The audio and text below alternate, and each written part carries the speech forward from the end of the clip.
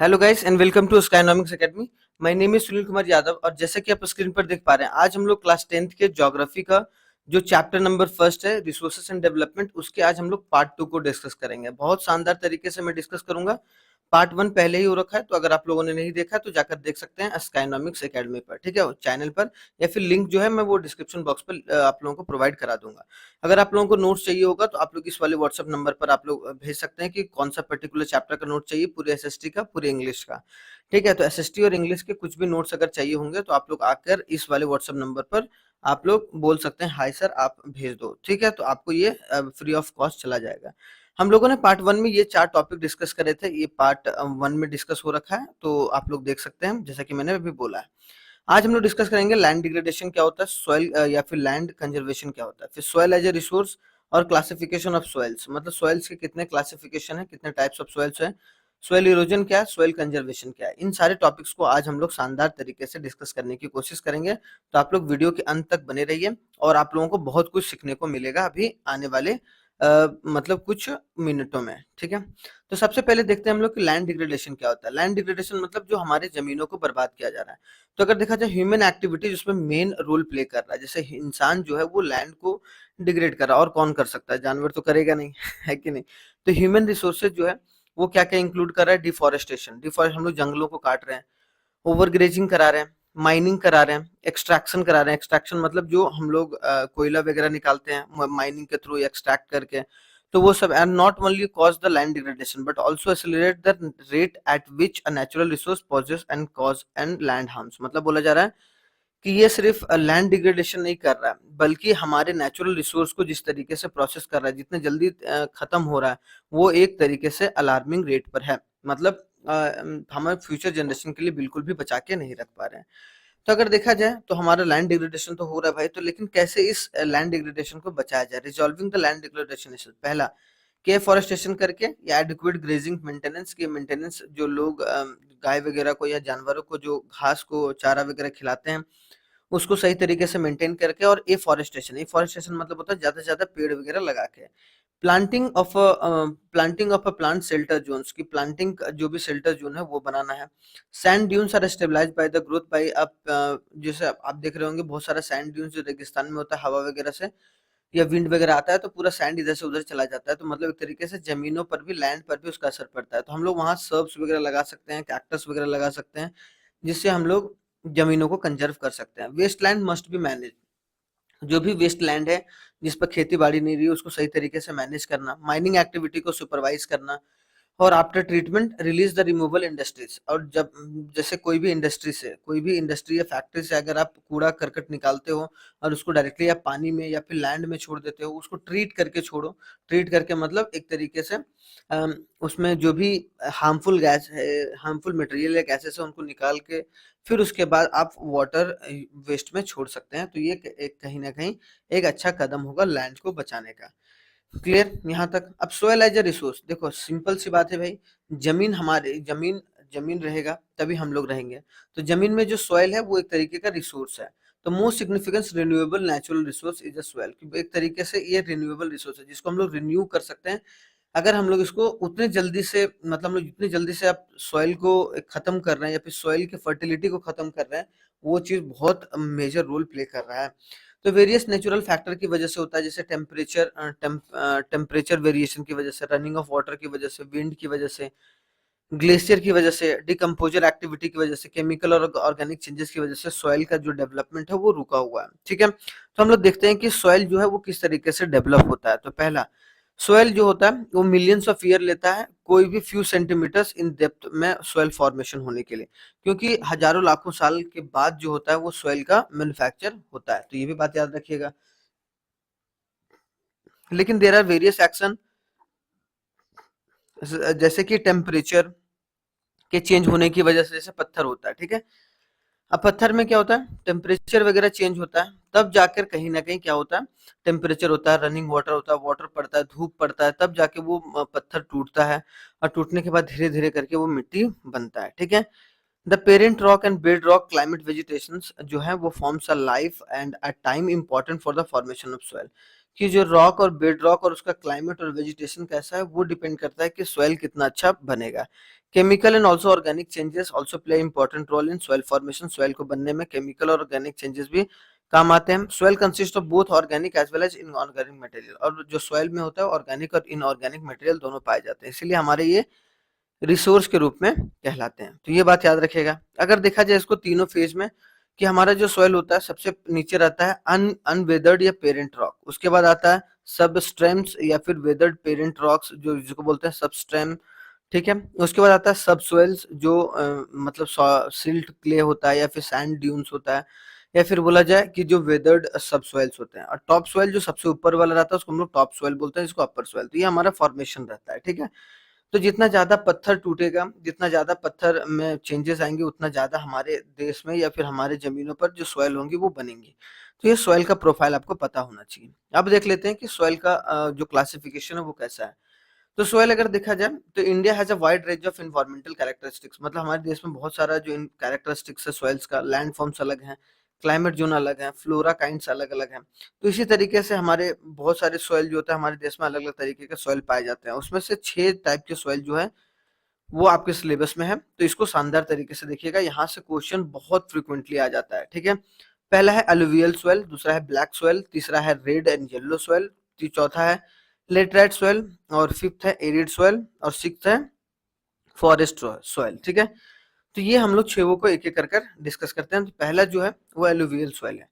अब alluvial soil क्या होता है? एलुवियल सॉइल जहाँ पर ज्यादातर खेती बाड़ी होती है जिस सॉइल पर, उसको हम लोग एलुवियल सॉइल बोलते हैं, ठीक है। ये this is the most widely distributed significant, ये सबसे ज्यादा जो सॉइल होता है हमारे देश में वो एलुवियल सॉइल पाया जाता है। Alluvial soil covers whole northern plains, हमारे देश में जितने भी नॉर्थ वाले, जैसे देखा जाए नीचे साउथ हो गया, ऊपर नॉर्थ हो गया, इधर ईस्ट हो गया, इधर वेस्ट हो गया, तो जितने भी नॉर्थ वाले पार्ट है ना, उसमें सबसे ज्यादा जो सॉइल है वो कौन सा सॉइल पाया जाता है भाई?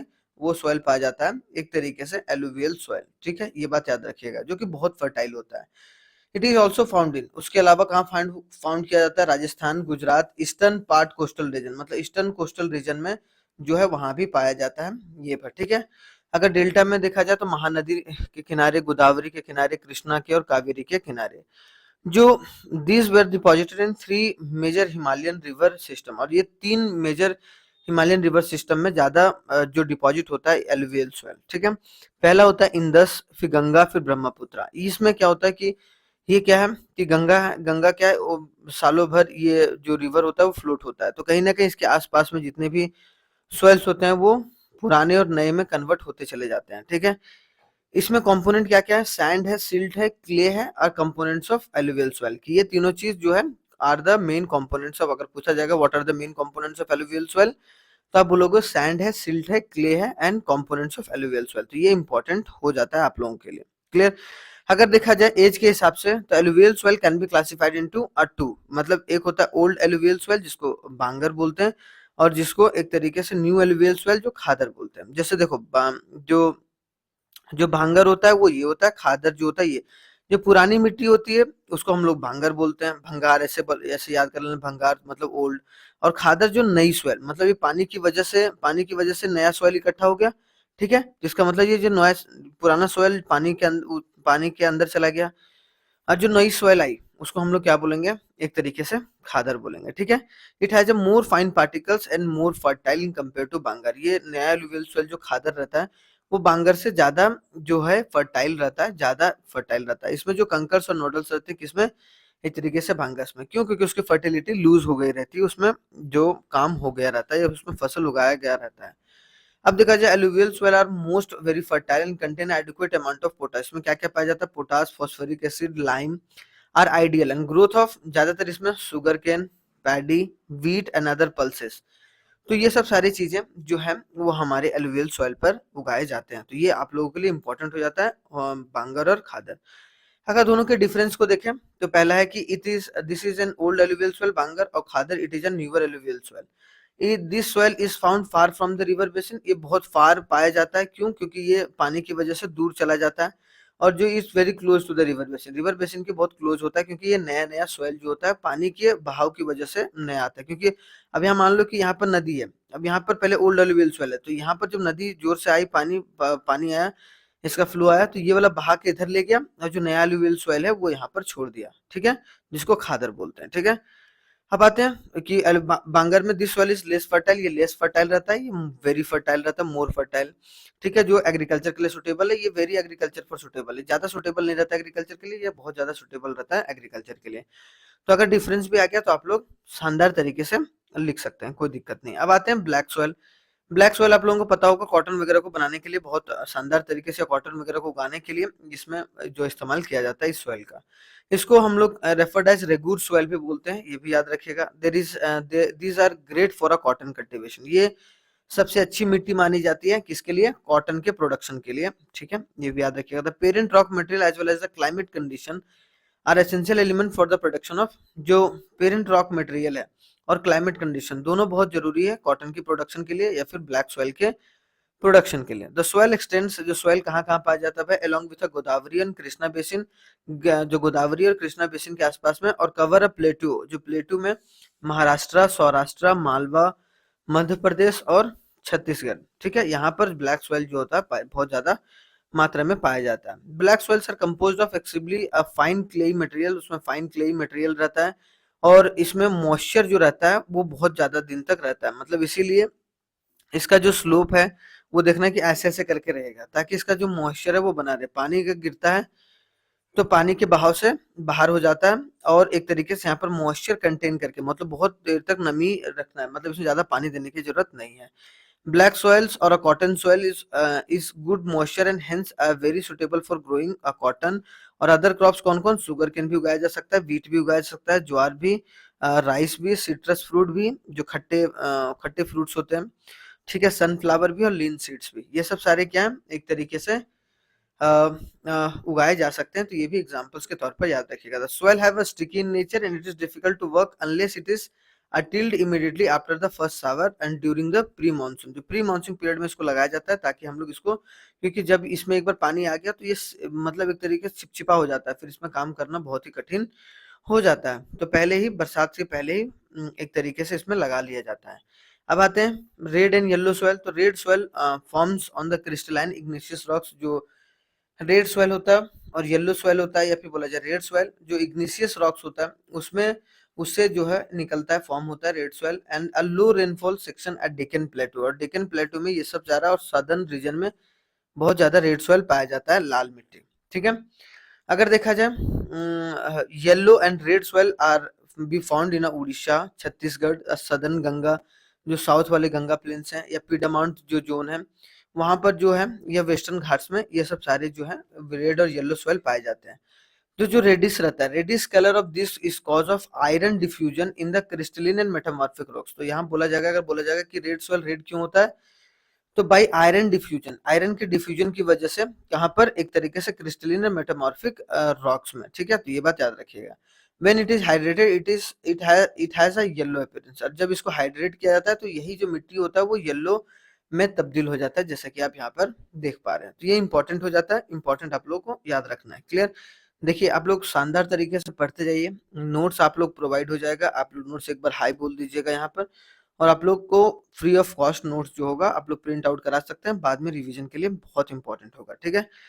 Literate soil forms tropical and सब ट्रॉपिकल क्लाइमेट्स, ट्रॉपिकल और सब ट्रॉपिकल क्लाइमेट में जो लिटरेट सॉइल होता है वो बनता है, और खास करके वेट और ड्राई सीजन में ज्यादातर ये आता है। जैसे देखो जो थोड़ी सी धुरधुरी सी होती है उसको, ठीक है। This soil is a product of heavy rains and extensive leaching, heavy rain की वजह से जो चीज क्रिएट होता है, हेवी रेन आया उसकी वजह से मिट्टी एक जगह दूसरे का डिस्प्लेस हो गया, तो जो उसमें छोटा गया, छोटा छोटा जो पतला पतला हो गया मिट्टी, उसको हम लोग एक तरीके से literate soil. This type of soil is generally found in southern part, क्योंकि बहुत ज्यादा बारिश वगैरह वहां होता है और बहुत सारा वहां पर हेवी रेन देखने को मिलता है। वेस्टर्न घाट में, महाराष्ट्र में भी बहुत सारा बारिश होता है, उड़ीसा और वेस्ट बंगाल वाले पार्ट में ये सब पाए जाते हैं।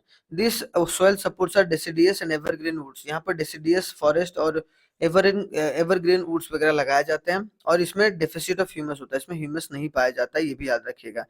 और ये सॉइल जो होता है बहुत ज्यादा टी और कॉफी को बनाने में इस्तेमाल किया जाता है, क्योंकि यहाँ पर जो है ह्यूमस की कमी रहती है, और टी और जो कॉफी रहता है उसमें भी ह्यूमस की कमी की वजह से वो सब सॉइल जो है वो लाभदायक हो जाता है। एरिड सोइल क्या है? Arid soil was Sandy in texture, वो सैंडी इन टेक्सचर रहता है। क्या होता है? सैंड कंटेंट रहता है उसमें, clear. And salty in character, salty character रहता है। Evaporation occurs faster due to a dry environment and high temperature, evaporation वहां से ज्यादा बहुत जल्दी हो जाता है क्योंकि उस मिट्टी से पानी इवापोरेट बहुत जल्दी हो जाता है, क्योंकि lack of humus and moisture जो होता है इसमें होता है। ठीक है। कंकड़ ऑक्यूपाइज द बॉटम लेयर, इसके अंदर जो होता है कंकड़ वगैरह पाया जाता है, छोटे छोटे कंकड़ जो होते हैं वो पाए जाते हैं। Because of rising a calcium concentration in a downward, जो राइज हो जाता है कैल्शियम, जिसकी वजह से कंकड़ फॉर्मेशन हो जाता है। और कंकड़ से आप देखोगे पानी बहुत जल्दी इवापोरेट वगैरह हो जाता है। The colour of arid soil ranges from red to brown, और रेड से लेकर ब्राउन तक जो होता है इसकी सोइल का जो रंग होता है वो होता है, तो ये भी याद रखिएगा। क्लियर, यहाँ तक एरिड सोइल भी क्लियर हो गया होगा। अब आगे आते हैं भाई, हम लोग देखते हैं फॉरेस्ट सॉइल क्या होता है। फॉरेस्ट मतलब एक तरीके से जंगल की मिट्टी। दिस सॉइल्स आर फाउंडली, जो ज्यादातर फाउंड हो जाते हैं हिली एंड माउंटेन रीजन्स में, हिमालयन वाले रीजन्स में। The valley side are a loamy and silty, whereas the top soils are a coarse of grain. मतलब जो वैली वाला होगा उसमें लोमी और सिल्टी होगा थोड़ा सा, ठीक है। The texture of the soil depending on the alpine environment, और वो इन्वायरमेंट पर डिपेंड करेगा किस तरीके का इन्वायरमेंट है, उसी तरीके का सॉइल जो होता है वो वहां पर जनरेट होता है, ये बात याद रखिएगा। जो फर्टाइल सॉइल में बी फाउंड इन द, जो फर्टाइल सॉइल होता है लोअर वैली में, इसीलिए देखना जो माउंटेन्स के ऊपर खेती ज्यादातर नहीं होता, उसके लोअर में होता है, ताकि वहां पर जो फर्टिलिटी होती है वो ज्यादातर रहती है, ठीक है। Particularly in the river terrace, river के टेरेस में या फिर एलुवियल फैंस में, ये सब सारी चीजें हो जाती है। तो forest soil I hope so आप लोगों को कंप्लीट होगा। अगर देखा जाए यहाँ पर आप मैप में देख सकते हैं कि जो फॉरेस्ट एंड माउंटेन्स कहाँ है भाई, फॉरेस्ट और माउंटेन्स इधर है, देखिए फॉरेस्ट और माउंटेन यहाँ यहाँ यहाँ, ठीक है। एलुवियल सोइल देखिए ज्यादातर जो नॉर्थ वाले रीजन में है, देखिए यहाँ पर नॉर्थ वाले रीजन में इधर इधर हो गया, थोड़ा सा आपको ईस्ट वाले रीजन में, और थोड़ा सा आपको ये ईस्टर्न और जो सदर्न घाट में ये मिलेगा आपको, ठीक है। तो ये भी बात याद रखिएगा। ब्लैक सॉइल है, ये बीच वाले रीजन में मिलेगा आपको, ठीक है। रेड एंड येलो सॉइल ये वाला रीजन है, और लेटरेट सॉइल ये कोना वाला रीजन है, देखिए यहाँ पर, ठीक है, यहाँ पर। और एरिड सॉइल व्हाइट वाला है, तो आपको दिख रहा होगा व्हाइट भी, तो इंपॉर्टेंट हो जाता है। एरिड सॉइल ज्यादातर इधर भी पाया जाता है, इधर भी, और छोटे छोटे पार्ट्स में यहाँ यहाँ एरिड सॉइल भी पाया जाता है, ठीक है। तो आई होप सो ये भी कंप्लीट होगा आपका मेजर सॉइल प्रोडक्शन। अब आते हैं सॉइल इरोजन। अब देखो सॉइल इरोजन का मतलब होता है एक जगह से मिट्टी दूसरी जगह चल जाना नेचुरल कॉज की वजह से। तो soil erosion is defined as degradation of soil and covers a subsequent washing away. मतलब अगर सॉइल जो है, देखो यहाँ पर, यहाँ मिट्टी था पहले, अब पानी की तेज बहाव की वजह से यहाँ से मिट्टी जो है खत्म हो गया। यहाँ पर भी प्लांट वगैरह लगा था, लेकिन पानी की वजह से यहाँ से मिट्टी निकल गया, तो ये सब सारा क्या सॉइल इरोजन है, ठीक है। यहाँ भी देखिए सॉइल इरोजन है, ठीक है। Soil erosion is caused by the human activities, जैसे डिफोरेस्टेशन की वजह से, ओवरग्रेजिंग की वजह से, बिल्डिंग बन रहे हैं वहां की वजह से, माइनिंग की वजह से, और नेचुरल प्रोसेस की वजह से भी होता है, विंड की वजह से, ग्लेशियर की वजह से, और वाटर की वजह से। Running water breaks through the clayey soils and forming a deep channel known as gully, वो गली बना लेता है। जैसे देखो ये गली हो गया ना, तो जब बहुत ज्यादा पानी का बहाव हो जाता है तो वो क्या करता है, दोनों मतलब एक तरीके से जमीन के बीच में ही वो पानी चला जाता है, जिसकी वजह से वो धीरे धीरे वहां से सॉइल जो है वो डिग्रेड हो जाता है, ठीक है। तो land becomes unsuitable for agriculture, बहुत सारे लैंड है जो अनसुटेबल हो जाते हैं एग्रीकल्चर के लिए, refer to as a bad land, जिसको बैड लैंड। मान लो ये एग्रीकल्चर में बहुत सारा पानी वगैरह आ गया, जिसकी वजह से ऊपर वाला जो लेयर है पानी वो, या जो सॉइल का लेयर है वो पानी से बह गया, तो इसका मतलब ये क्या है, एक तरीके से बैड लैंड हो गया जहां पर एग्रीकल्चर सुटेबिलिटी नहीं है। Water can flows on the seat, water क्या होगा, फ्लोज करेगा सीट पर, जिसकी वजह से ऐसा बन जाएगा, तो उसको हम लोग सीट इरोजन भी बोलते हैं। ये भी बात याद रखिएगा, ठीक है। विंड की वजह से भी बहुत बारी सीट इरोजन होता है, तो ये भी बात आप लोग याद रखिएगा, इंपॉर्टेंट हो जाता है। Different types, different ways of soil conservation, हम लोग को सॉइल कैसे कंजर्व करना होगा ये भी इंपॉर्टेंट है। तो ploughing ploughing following a control lines and a flow of waters down the hill, this is known as a counter ploughing. क्या कि हम लोगों को इस तरीके से प्लोइंग करना होगा, इस तरीके से हम लोगों को खेत को तैयार करना होगा, जिस तरीके से अब यहाँ पर हिल है, ठीक है। अब हिल में जो पानी आ रहा है उसमें काउंटर प्लोइंग कर दो, ऐसे ऐसे करके कर दो, या फिर ऐसे ऐसे करके कर दो पूरे हिल में, ताकि ये पानी भी अच्छे चल जाए और जो फसल है वो भी आपका रहे यहाँ पर, ठीक है। Terrace cultivation helps in prevent soil, terrace cultivation भी कर सकते हैं, ठीक है, जो हिमालय में किया जा सकता है। Vast field is split into a strips of grasses वगैरह लगा सकते हैं आसपास में, ताकि वो जो क्रॉप्स को हटाया ना जाए, ठीक है, विंड पावर को बनाए के रखें। Planting a lines of trees to provide a cover arid and stability of sand dune, आप प्लांट लगा सकता है, ट्रीज, जैसे मान लो कि यहाँ ट्री लगा दी, यहाँ खेती कर दी, यहाँ पर ट्री लगा दी, यहाँ खेती कर दी है, यहाँ पर ट्री लगा दी, यहाँ खेती कर दी है। तो इसकी वजह से क्या होगा, यहाँ पर सैंड वगैरह या फिर जो हवा वगैरह कुछ बिगाड़ नहीं पाएगा इसका। तो ये सब खेती की वजह से इंपॉर्टेंट हो जाता है। Different types of soil conservation ये है हमारे पास, ठीक है। तो आई होप सो ये पूरा चैप्टर आप लोगों को समझ में आएगा और शानदार तरीके से। पहला चैप्टर जो हमारा कंप्लीट हो गया। हर एक जो चैप्टर है, चाहे वो इकोनॉमिक्स का हो, चाहे पॉलिटी का हो, चाहे वो एक तरीके से आपका हिस्ट्री का हो या फिर ज्योग्राफी का, ये चारों को हम लोग शानदार तरीके से कवर करेंगे और आने वाले समय में इंग्लिश को भी कवर करेंगे, तो उसको भी देखना नहीं भूलना है आप लोगों को, ठीक है। चलिए, थैंक यू वेरी मच, जय हिंद। बहुत ही जल्दी मिलते हैं हम लोग नेक्स्ट वीडियो में, जो कि बहुत शानदार होने वाला है, ठीक है।